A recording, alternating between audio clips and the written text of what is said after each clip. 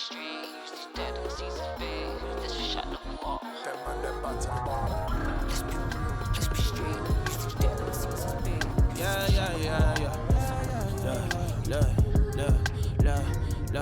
Never switch on the homies in the day ones. They didn't wanna open doors, so we made some. Take a bow on these haters like I'm Trey Young. That direct deposit hitting like a bass drum. Incoming, coming, coming, coming. Keep it incoming, coming, coming, coming. Keep it incoming. Switch on. Add earth things because it kind of resonates with the earth sign energy. Chance, you know, all this stuff. And yeah, so this one's the tip of the iceberg, and so it's kind of just expressing, like I said earlier, there's so much more earth to plant your seed in. There's so much more to grow. Like don't just stop here. Actually, there was a little video.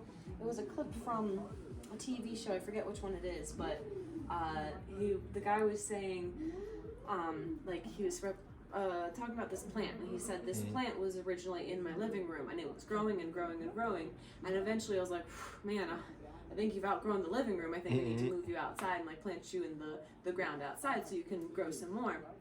And the person he was talking to was like, oh, because you knew the plant would do better out here. And he said, no, it's because I knew the plant would stop growing in there. Dang, that's deep. I'm gonna leave y'all with that one. I'm gonna leave y'all with that one. You kept him in the house. He would've. Yeah. So there's so much more to grow. Fact. That's a deep pan. Hold up. You gave that way more meaning. There you go. The mushroom one. Okay, the mushrooms. So I was actually Two mushrooms and a flower. Yeah, that was when I was practicing. I wanted to see if I would be cut out to be a tattoo artist, but I have too much of a shaky hand. And so I wanted to practice traditional flowers. And that was one of my practices of that. I actually wouldn't consider that piece finished. I would consider that piece is one that I love the flower and I don't love the mushrooms. And so one day I will go back and I will finish that piece, or Oh, so you finish this over? What would you add to it? I would either completely erase the two mushrooms, or there's little like triangles that I started there, and then there's little like dashes and everything. So I could either do little additions there. Potentially I could add mini mushrooms, kind of like these, to make it more. But I honestly just wish I used a different canvas, because I really love that flower, and I'm not a huge fan of the mushrooms, and I feel like it needs something more. So you can erase something out of a painting if you wanted to. How you go about that for a lot of people that don't know? So what I personally do is I either use gesso or here I have two different. So this one won't get you very far. It's a great one. Never ever trash Artist Loft, but if you can spend the money on a more expensive one, this isn't the most expensive, but I really like this brand, the Winsor and Newton, and the pigmentation of the like yellows and whites are really, really good, so you just need less coats. And so if I were to want to erase something, I would just take some of this and do like a coat or two, and then just have like a blank canvas, and then I could go back in.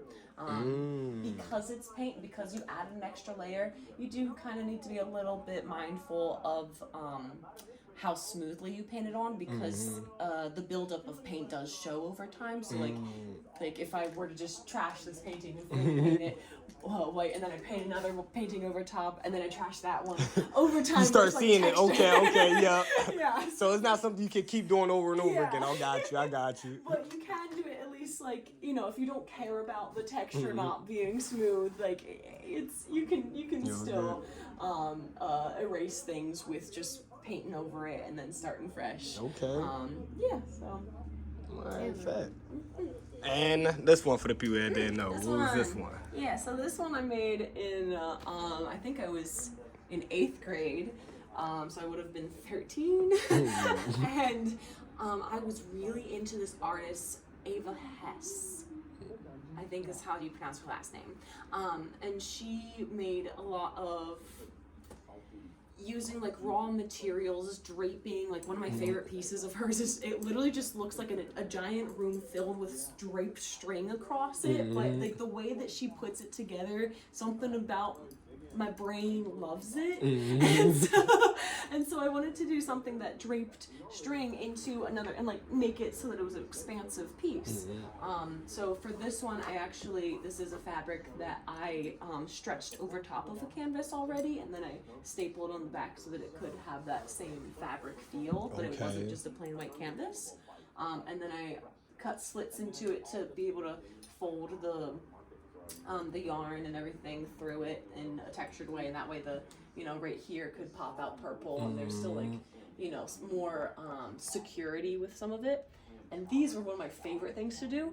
So you just take aluminum wire, and then you get like a Sharpie, and you just wrap it around the Sharpie, and then until it's just a little tube of wrapped wire, and then you take it off and you just spin it into each other.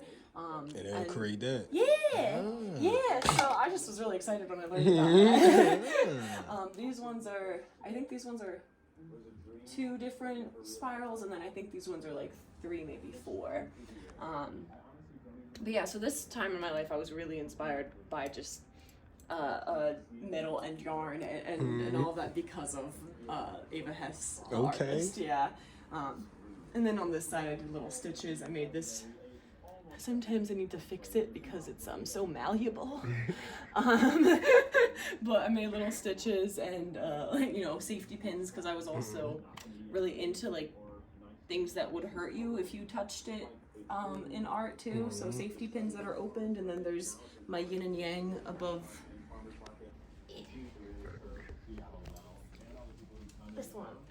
That one is partially just like the whole black part is mostly nails. Oh, that's one they gave me? Yeah, it's mostly nails.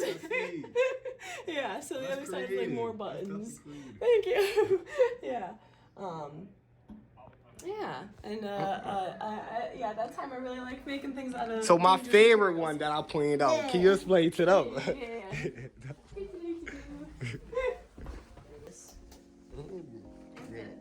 We need some for this.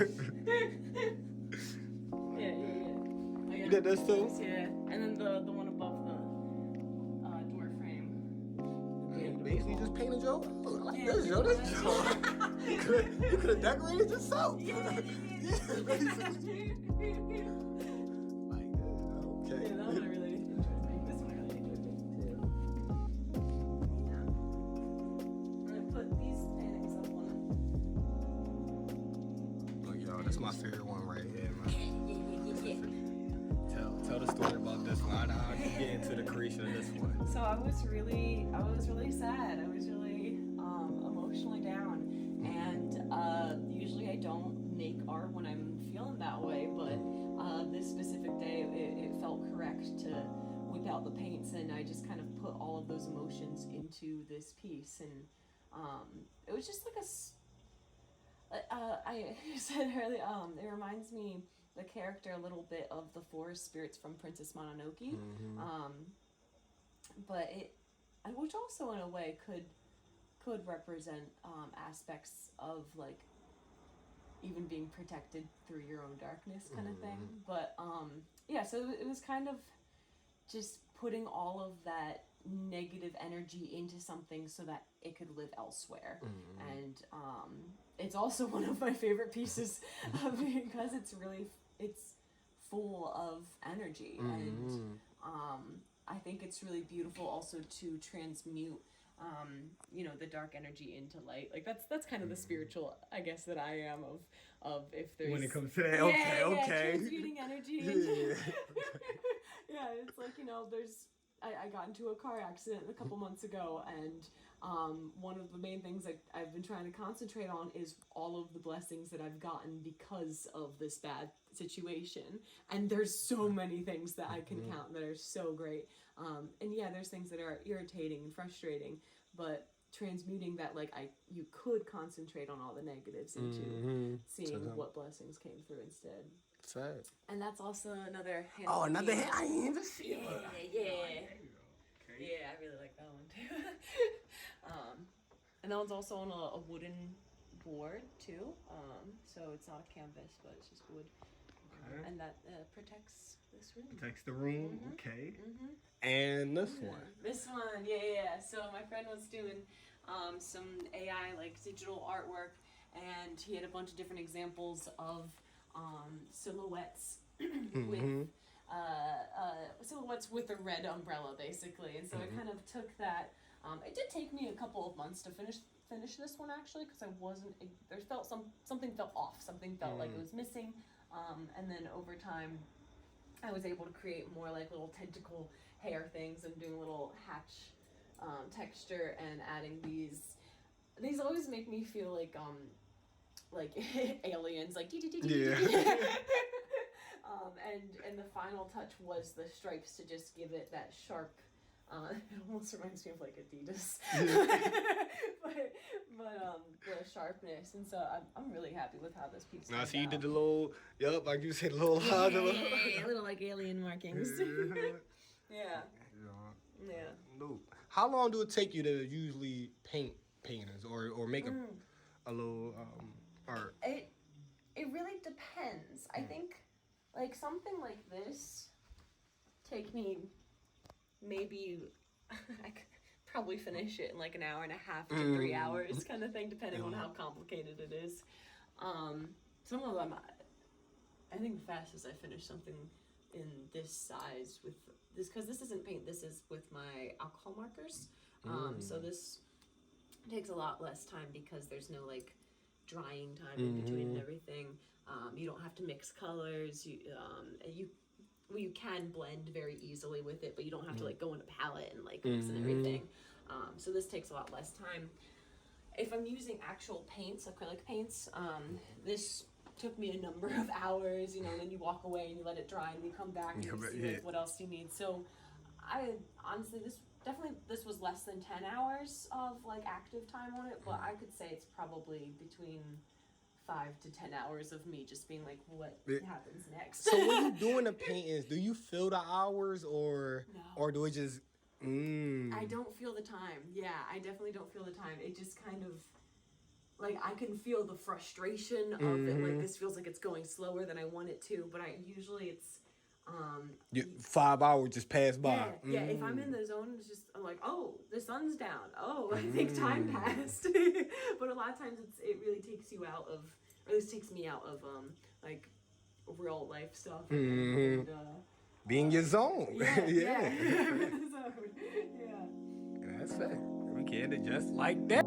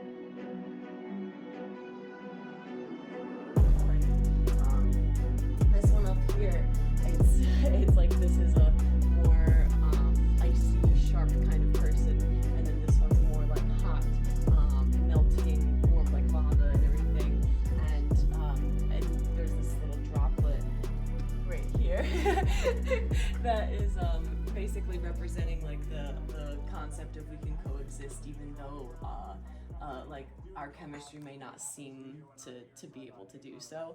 And so a lot of it was just basically an interpretation of a hopeless romantic. So from going around and you showing a lot of paint, I see you love having messages in your paintings. You love having little small messages. Can you go more into that?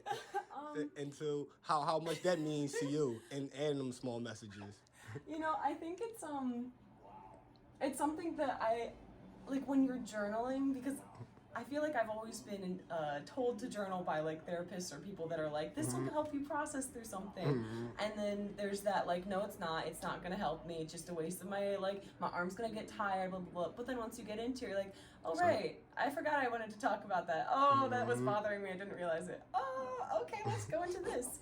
And so when I start making art like this, and then I start getting more into like the flow of things, it's almost like that of like, oh, I didn't realize that this was something that I needed to bring into my art. Oh, I didn't realize. So it's almost like a therapy of its, I mean, that makes sense. It's a therapy of its own where I don't like go into making the piece knowing that I'm gonna put this little message, like the milk. Oh, so it's not already It's in. not already Okay, planned. okay. Yeah, I that's kind dope. of unlock it as I go, and I say, oh, it would be really beautiful if they could come together from opposite sides and show like we can still make a droplet that works together, kind of thing. But I wouldn't have known that until I got to the point. To that of, point like, with the pen. Exactly, yeah. So it's kind of, it almost, like, while I'm talking about it, it almost feels like the painting is an entity and I'm an entity and we're working together to create a thing. Oh, that's dope. So is it spiritual connections with your paintings, or how do it come about for you to get in that mode, that zone, where other people would say? Let's see. It's like sometimes it is really spiritual. Sometimes it is really, like I'm a dancer, and so sometimes it's the desire of the flow, desire of things to just continue and I have a lot of plants, so like the satisfaction of seeing something grow kind of feels similar. The energy that you invest, I think it's a mixture between,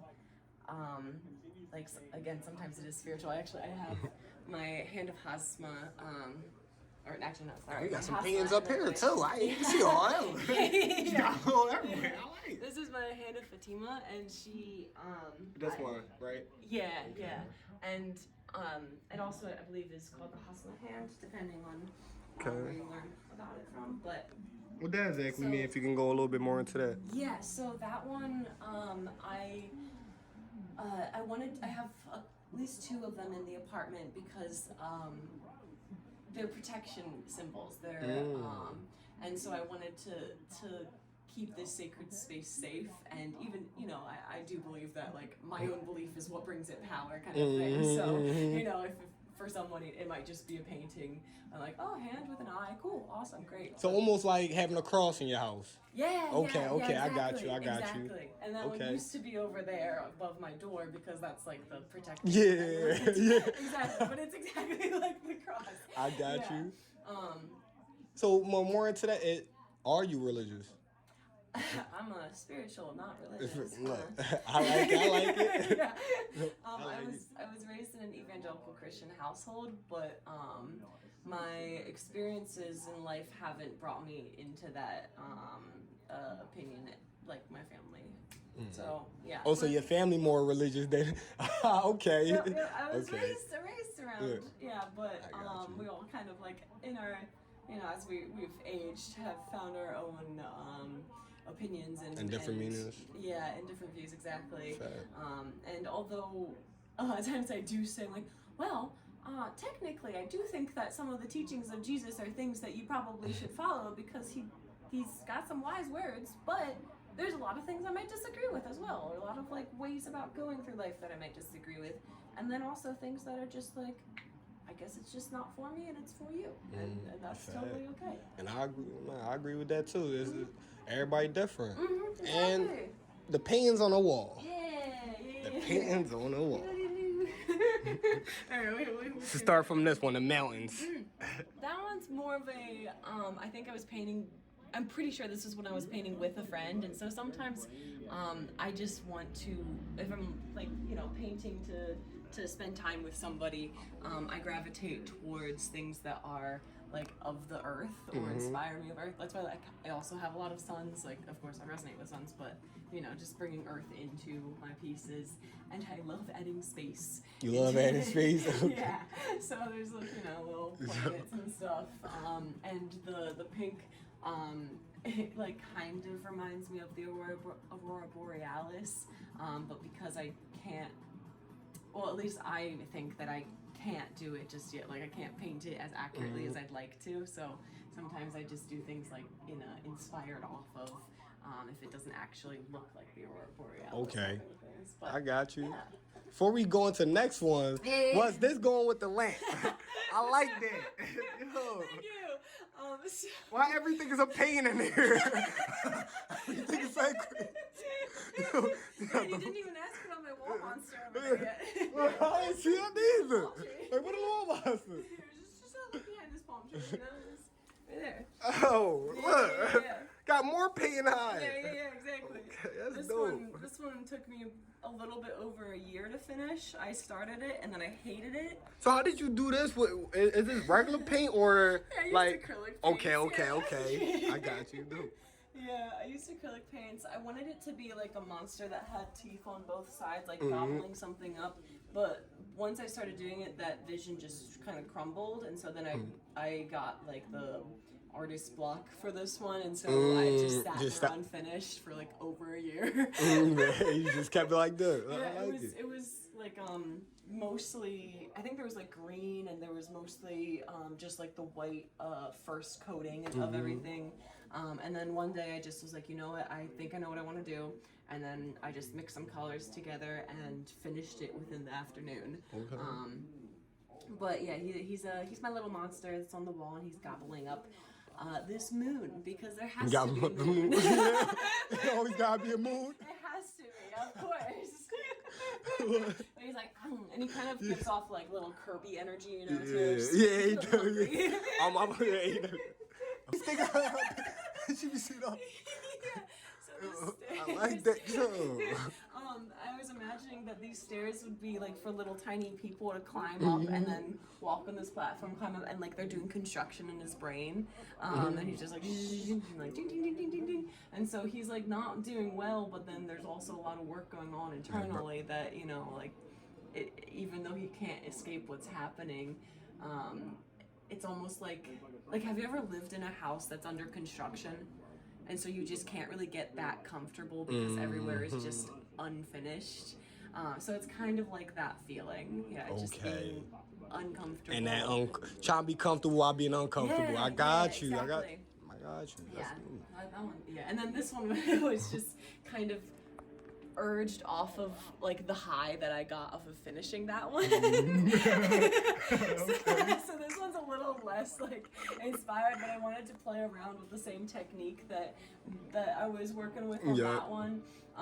And so it really doesn't have, this one doesn't have much meaning behind it other than like just the, I mean, it just is the desire that I had to continue this feeling of how it felt to make that one, really. Yeah. And I like playing around with shapes and everything, so I wanted to do like different eyes and place the ears differently, but still make a face. Still making it up.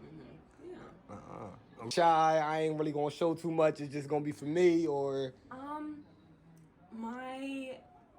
Honestly, it was not perfect enough. It was. You was a perfectionist at first. Okay. And it was definitely, I had so often the feelings of like, that whole thing, I can see it in my mind, but it doesn't come out on page the way that I see it. And so I think that may have been when I also chose to start diving into Got flowing here with me. Yeah. Telling me you love me, you don't really love me. Even when we fuck, you ain't fuck with me. Planted a seed and got a rose, now you stuck with me. Now your pride got you acting like it's up with me. Whole time it ain't nothing to me. Just give it time, we gon' see who on 100 when we up 50. Cause I was made for this. I'm just trying to watch my sunshine, it's the shade I get. Yeah, you somebody to love this, the thanks I get. Knew they was gon' feel it in the air when I made this shit. That's why I made this shit. Know it's gon' fall through. Still in life, that kind of stuff. And so once I kind of worked through a lot of the frustrations of that not being, like, I gravitate towards more abstract art or just weird things, whatever that means. And once I was able to more embrace the fact that I'm most likely not going to be making realistic kittens all the time, I was able to be like, okay, let's make somebody that has interesting proportions, and like, look at these fingers, look at that, like that hand in comparison, and now he's got one much larger ear, but I like this piece. And none of it follows into what my brain says is perfect. And yet. So that's how to go into it. So what was can you remember your first art that you put out? For somebody to judge or see if they liked it or not? Let's see. I guess so I went to a art school for 5 years, from the age of 10 to about 15. And so I guess for this question is, what is the definition of it being like judged? Because my art has been weirdly, like, the art school that I started when I was 10, and they had opportunities later on where they rented out a space in like the mall, and so then they would have an art show that random people could walk through and everything. So in that context, the first time somebody ever offered to purchase an item, I was 11, and it was 3 little ceramic, I think they were called like wispies or something like that. It was a project that we had, and they were just really cute little ceramic pieces, but my mom said she wanted them, and so when I was 11, I was like, but my mom likes this art, so no, I can't sell it to this stranger.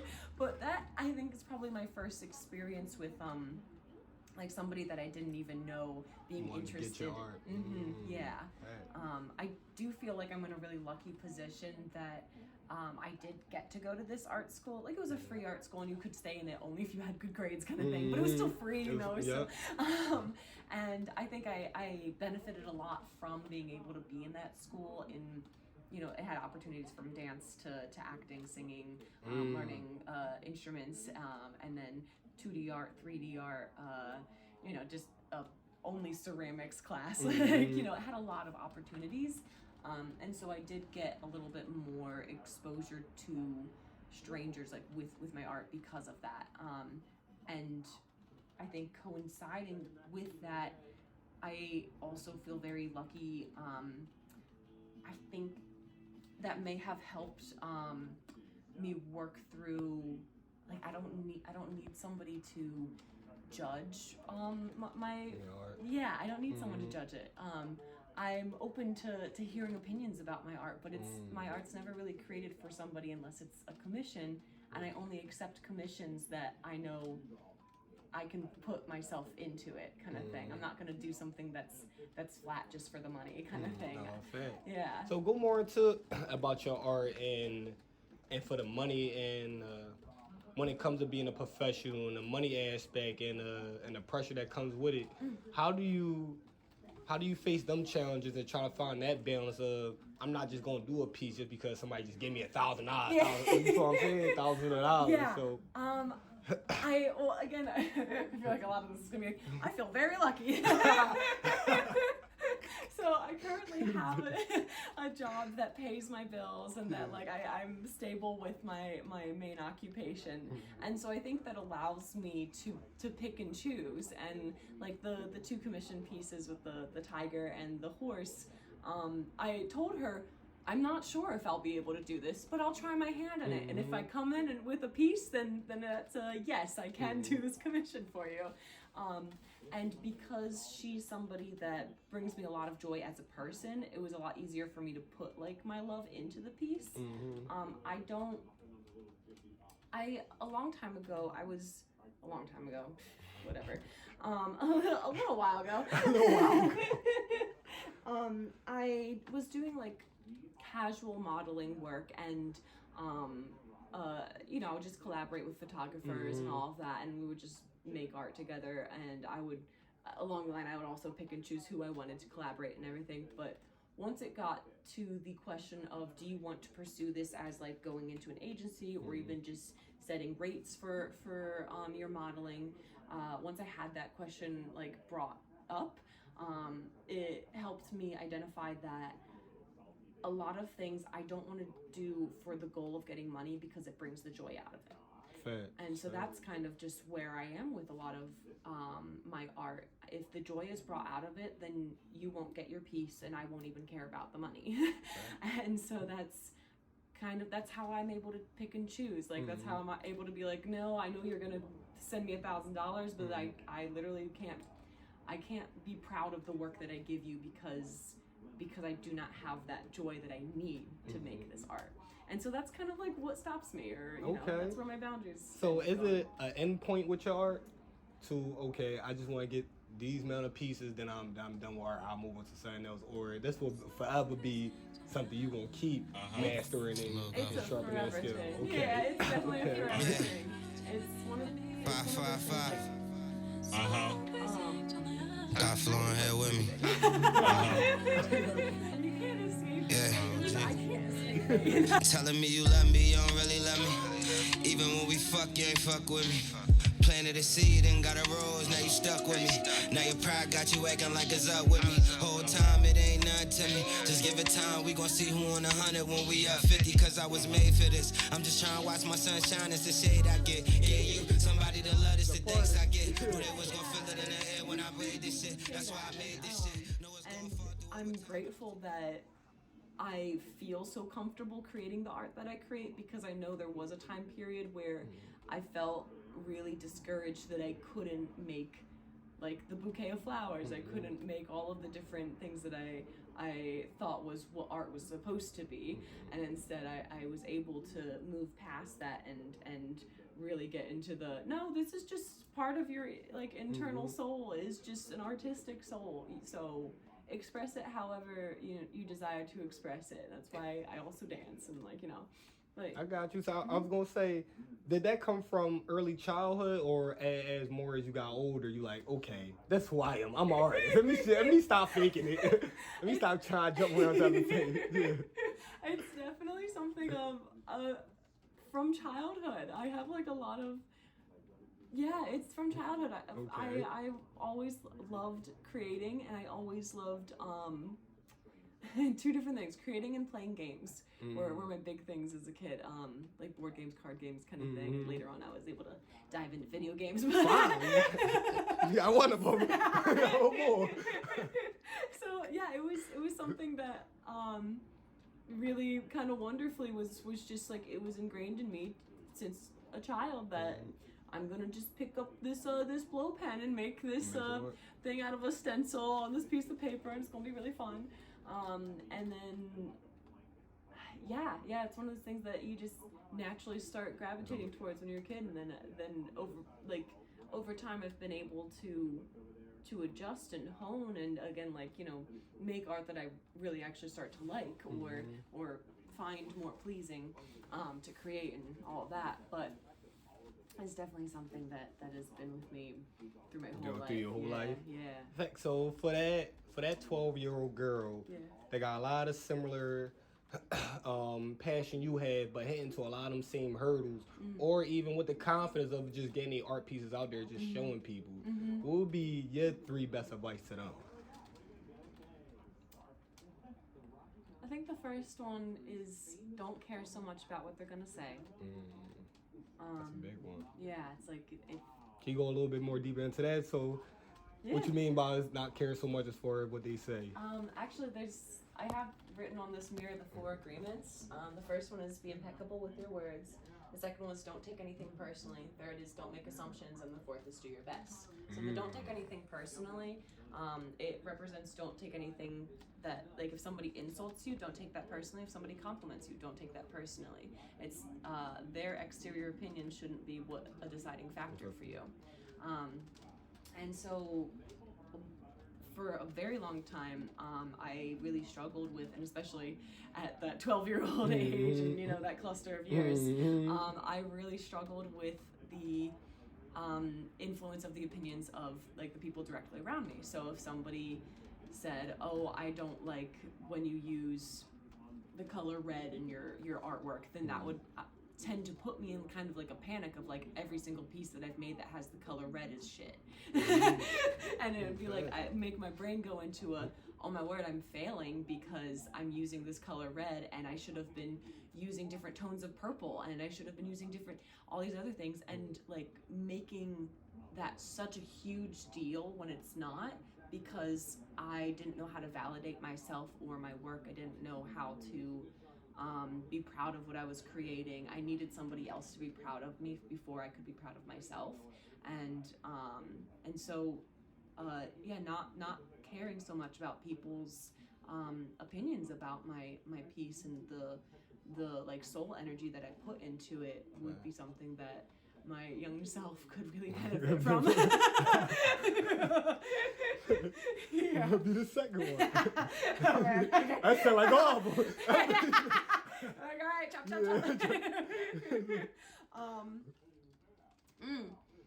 Don't give up just because it wasn't good the first time. What you mean by that?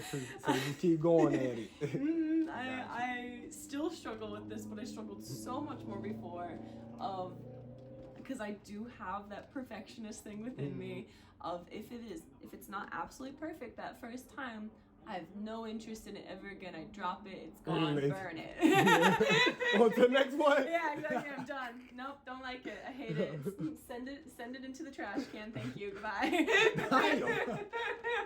So like, being more compassionate towards the pieces that I create, my younger self would have also benefited. Buy you that more? Yeah, I think so too. Don't just drop it until you hate it and you're done with it. Maybe down the line you regret We're it. working through this. Do you need to like coat it with like you can paint over it. We can start fresh in that spot, but this looks great. You don't trash that. Yeah. And I guess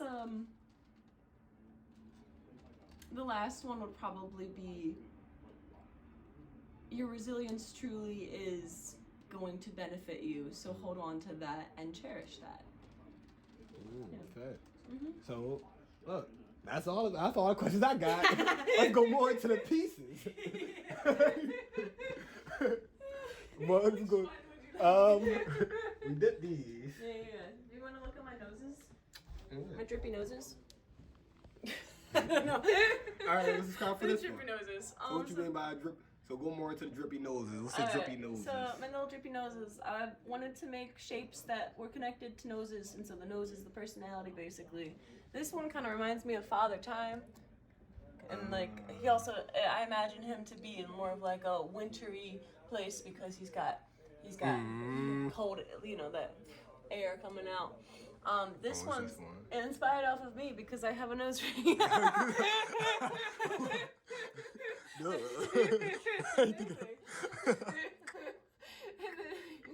this one is the actual original drippy nose because it's got a little nose bubble coming at it. And all of these were a play on making crisp shapes with paint, and then also working with I've done a lot more of that as time's gone on, but combining shapes with my drips because I enjoy drips. Okay. The teddy bear and is that a train with feet? This is another collaboration with me and my ex. Okay. You'd have to ask him what exactly it is. But there are titties coming out of the ground. I can tell you that. These are titties as well. It's a titty monster that's coming through. Okay. If you couldn't tell, he's into drawing Wherever your titties. perspective is, that's what it's gonna be, basically. And there's that little like monster dude up here. Yeah, and he does look like a transportation monster dude. Yeah. Oh yeah, he do got people. Yeah. Right, kind of looks like that. Wherever your perspective is. But yeah, so that was a little thing where he sketched out like he sketched out the titties and the guy and all of that, and I colored it in and added some little swirlies for movement and such. But yeah, that was another fun combo one. The teddy bear. The teddy bear. This guy's is inspired off of a teddy bear that I had as a kid. I also did a different painting technique because I usually don't do like the little blotting, but I tried to do a lot of little blotting to make it look more like because it's almost like a tie-dye teddy bear that I had. I called him Rainbow Bear. So I wanted to make something like that and figure out how to get the texture in a way that felt like this is actually that bear, and so did that a little bit here and a little bit around here. Yeah, he's just kind of like piece of nostalgia. Mm-hmm. Yeah. I like the whole color that's with it. It's like a common color. Yeah. I like it. Yeah, I agree. Thank you so much. Oh yeah, so these guys, they're two little guys on an adventure. You see his eyes a little worried. He's a little worried. He's a little nervous. So he's like, getting up the hill. There's this blob of doom coming in trying to get them, and they're just trying to successfully make it up all the way through this hill. And then there's these flowers and little cubes and all that because it's Fantasyland, and there's this the waves of blue are like movement. I mean, generally movement, but also I like to think it's like the air moving or just like cold air kind of thing. They fighting cold air? Yeah, exactly. Yeah. Somehow these flowers are still blooming though. I don't know. Yeah. And the big piece. The big piece, yes. With a heart. Is that a heart? Is it a heart? It's supposed to be more like an iceberg shape, like how they do those iceberg diagrams, and it's like this is how much you know of somebody's life. Oh, okay. Like that, yeah. Okay. A little twist to it.